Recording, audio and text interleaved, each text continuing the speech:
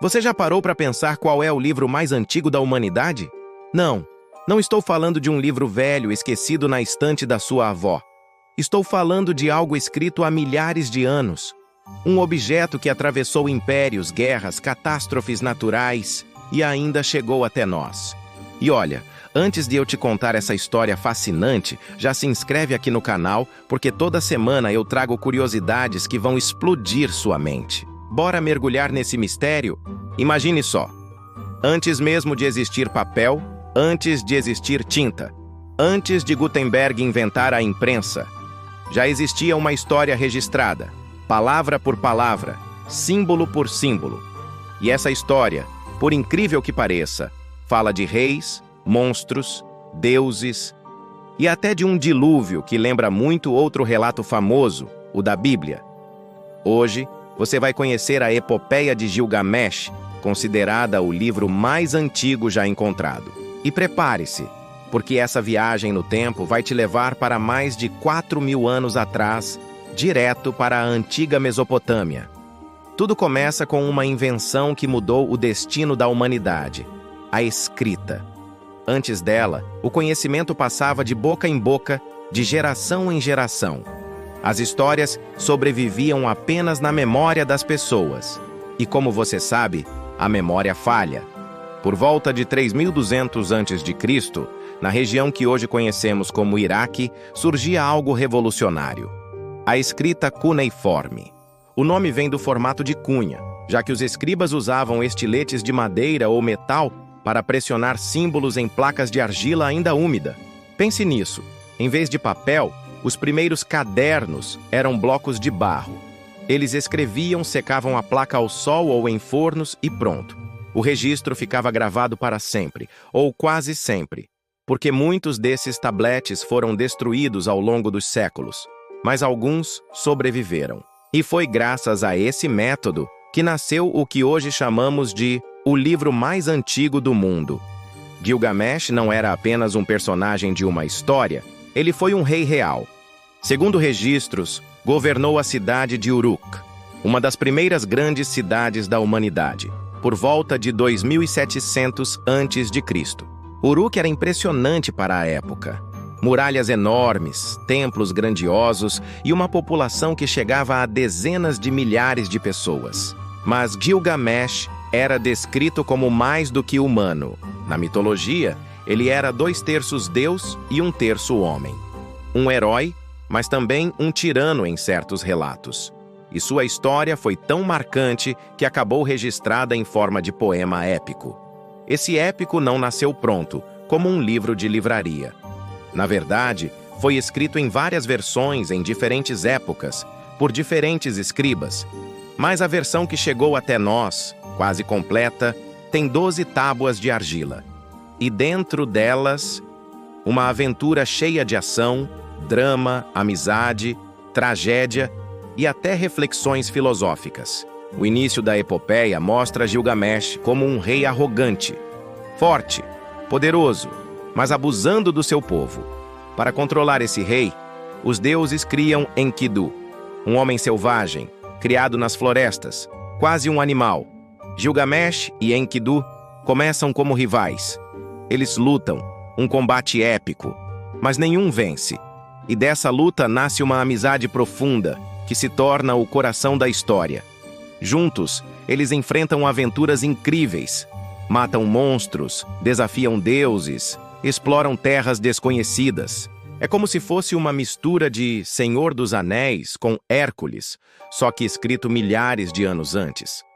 Mas toda grande amizade também enfrenta a dor da perda. Enkidu, o fiel companheiro, adoece e morre. E é aí que a história muda completamente de tom. Gilgamesh, antes arrogante e destemido, se vê dominado pelo medo da morte. Ele percebe que, mesmo sendo poderoso, mesmo sendo parte divino, a morte é inevitável. E isso o assombra. A partir daí, a epopeia deixa de ser apenas uma aventura e se torna uma reflexão profunda sobre a condição humana. Gilgamesh sai em uma jornada em busca da imortalidade. Ele quer encontrar o segredo da vida eterna. E olha só, pausa rápida aqui. Se você estivesse no lugar dele, teria coragem de desafiar deuses e monstros só para tentar escapar da morte? Comenta aqui embaixo. Eu quero saber a sua opinião. Na sua jornada, Gilgamesh encontra um personagem surpreendente, Utnapishtim.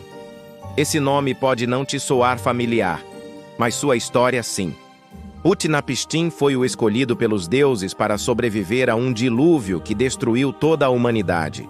Ele construiu uma grande embarcação, colocou sua família e animais dentro dela e sobreviveu às águas que inundaram tudo. Reconheceu a história?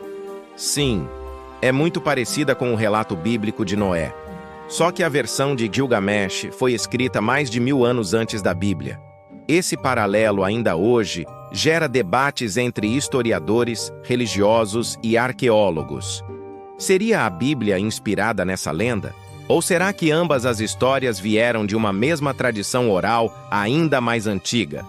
Utnapishtim conta que a imortalidade é um presente dos deuses, não algo que os humanos podem conquistar.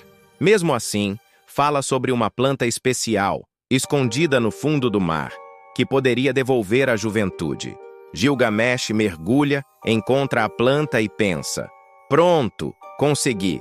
Mas no caminho de volta, uma serpente rouba a planta e foge. Simbolismo puro. A juventude eterna escapa das mãos do herói. No fim, Gilgamesh retorna a Uruk, sem imortalidade, mas com algo talvez ainda mais valioso: a sabedoria. Ele entende que o que realmente importa não é viver para sempre, mas deixar um legado. Essa reflexão, escrita há mais de 4000 anos, ainda ressoa nos dias de hoje. A busca por sentido, o medo da morte, a amizade, a perda, a vaidade, o desejo de deixar uma marca no mundo, tudo isso está lá, nas tábuas de argila de Gilgamesh. É impressionante pensar que o livro mais antigo da humanidade não fala apenas de reis e batalhas, mas de sentimentos universais. A mesma ansiedade que você sente, o mesmo medo do tempo passando, já estavam registrados milhares de anos atrás. Mas como esse livro chegou até nós? A verdade é que ele ficou perdido por séculos. As tábuas foram enterradas nas ruínas de antigas cidades. E só no século XIX, arqueólogos britânicos começaram a escavar a região da Mesopotâmia.